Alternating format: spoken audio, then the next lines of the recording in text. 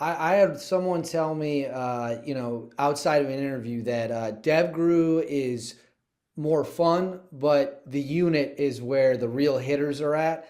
But everyone's turned on at all times, and that can be very, very stressful because there's no down moments, there's no mistakes tolerated. Was that your experience that there was very little room for error when you're in the Army's SMU? Well, I think in both places, with Dev Group and us, there was everybody was there for a reason. Everybody wanted to excel and to be in the top spot. Granted, we always make fun of each other. I mean, it's you know, uh, the fighting with the stepbrother type thing, Right. Yep. But I think on both sides equally, guys wanted to do the job and do everything. They had a better place to live, definitely Virginia Beach over Fayetteville.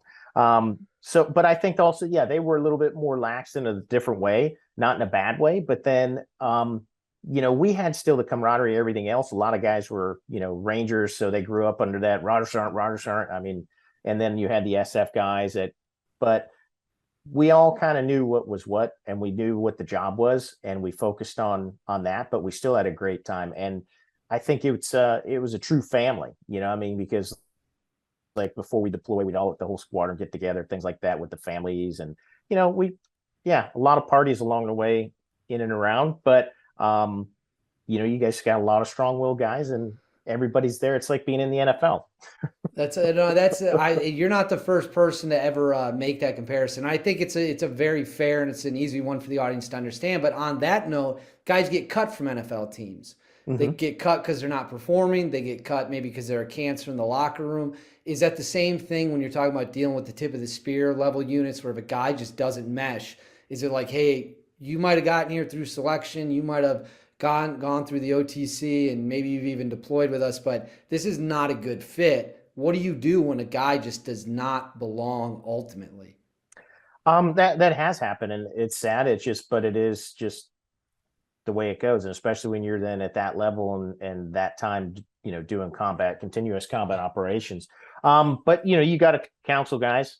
It's not like corporate America where all of a sudden you just get hijacked and HR's on the phone and oh, you're fired. The military still has a little bit of a way that you still have to get some counseling. Granted, if something is really severe, that decision can be made at that point because of the fact we know I can't trust this person in combat.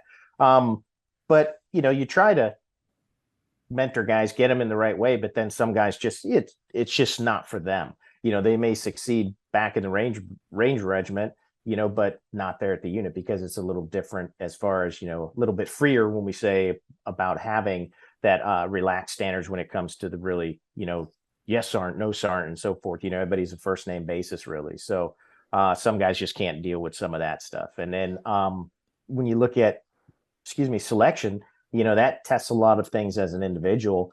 And some guys just can't do that. So a lot of guys get washed out in selection because they need somebody to tell them how well they're doing, how, hey, you only have this much left to go. So, hey, good job, buddy, and stuff like that. And, really it's just don't be late, light, or out of uniform. And what we used to also kind of say is it's harder to stay in the unit than it is to get there I've heard because other people say that too. Yep. That's crazy. But I mean, it's tough for the viewers and me to understand that because we're not there, right? Like we don't understand the standard that you and your old teammates are held to.